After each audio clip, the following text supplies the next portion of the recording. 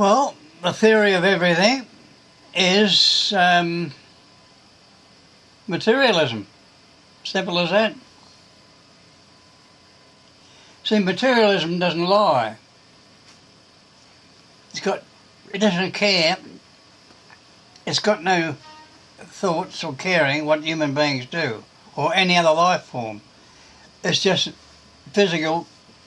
It's just matter and space together, and matter particles being highly divisible and combinable. Right? And uncombining. Right? And combining again, so on infinitum. That's all it is. So that's the theory of everything. Albert Einstein was on that in his latter part of his life. Right?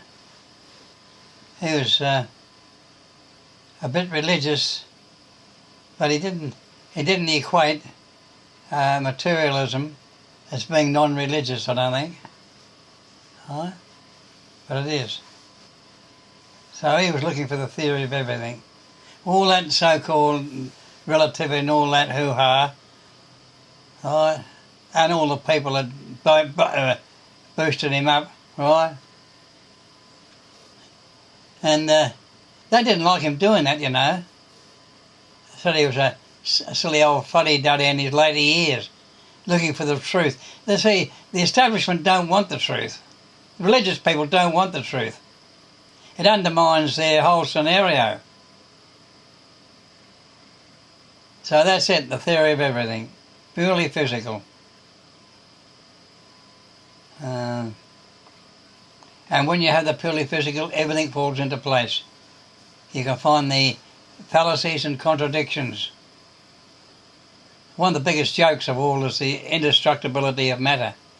That's the basic theorem for science. In the next breath, they're saying it can be destroyed in black holes. I don't think they know the meaning of the word destroy. You can destroy a house, but the particles are still there. But you can't destroy basic matter. It remains the same. If you could, well, just imagine the whole universe being destroyed and coming back out of nothing, disappearing and becoming nothing. Nothing would be functional. So indestructibility of matter means eternal existence. Otherwise things would have to come out of nothing. And that's just not feasible. It's not possible.